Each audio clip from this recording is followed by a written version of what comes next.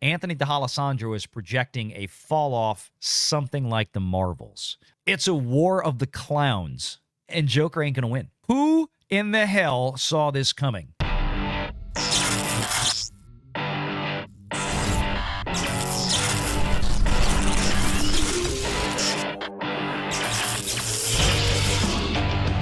Renegade Online. Terrifier 3. If y'all don't know, now look, I want to explain how bad this is. This is nothing against Terrifier at all. Nothing against Art the Clown. I've watched the first two Terrifier movies. They're a lot of fun. They are very, very gory, dark, but semi-comedic. You could almost say there's a little bit of dark comedy in there. Slasher films. And these movies are, I don't even know if they spent $1 million to make the first Terrifier movie. They have grown in popularity, especially through streaming over the last several years. Terrifier 2 came out, I think, 2 or 3 years ago, maybe 2 years ago now. And they know it's getting bigger and bigger. Terrifier 3 might be looking to open with 11+ million this weekend. It might be even higher. It might be 15, which for a movie like that is enormous because Terrifier has virtually no budget at all. I don't even know if they spent $5 million making this movie at this point. I have to look up the budget, but I suspect it is very, very, very, very cheap. It's about to take down the Joker in its second weekend. The Joker 2. Which is incredible. This is how bad it is because basically what we've got here is Anthony D'Alessandro is projecting a fall off something like the Marvels, which would be incredible. And I think he's honestly right. The more I look at the numbers, let's talk about why. Who in the hell saw this coming? In what is expected to be a David versus Goliath situation at the weekend box office between indies and a major Hollywood studio, Cineverse's unrated, gory slasher horror movie Terrifier 3 is looking to gross $11 million plus this weekend, if not more. Again, Valiant's telling you probably more.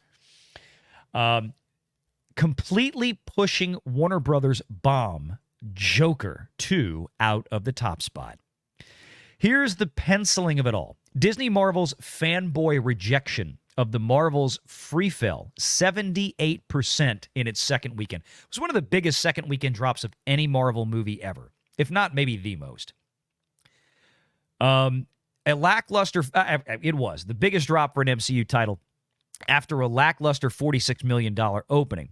As you know, Joker 2 and its D Cinema score had been pacing behind the Marvels in its opening of 37.6 and a midweek gross of 1.8 million on Monday and 2.6 million on Tuesday. By comparison, the Marvels did 2.3 and 3.3 over those 2 days, respectively, and in virtually the same week. On the low end, if Joker takes a 70% tumble, that means 11.2 million second weekend. But if it follows the Marvels, we're looking at $8 million or lower. After taking U.S. on 2022, Terrifiers 2 for $250,000 at domestic haul, Cineverse reaped a ton of cash off of its near $11 million domestic take with spoils to boot, including a spike in streaming subs for its Screambox service. A 2,300-screen theatrical release for Terrifier 3 is planned for the weekend. 2,300 screens for this movie is enormous. That's a lot of screens for a movie like this. I mean, that is a ton of screens for this kind of film. This is not a big budget or big studio horror flick by any stretch. That is a lot of screens for this. 8 p.m. Thursday previews. Cineverse invested less than $5 million. There it is. Cineverse invested less than $5 million in Terrifier 3, with less than $1 million of that in marketing. Holy crap. That's with marketing. With the marketing budget. This is all word of mouth. This is all social media. This is grassroots grit for this film. And I'm going to tell you right now, if this film finishes the box office If all it does is $15 million in its opening weekend and then falls to zero, they've made a 50% return on their investment in 3 days.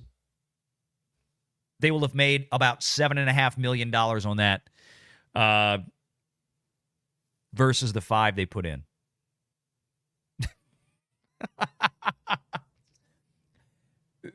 Tom Connors from Midnight's Edge and I always talk about how this is why studios love to do horror films. They're cheap and they have a diehard following.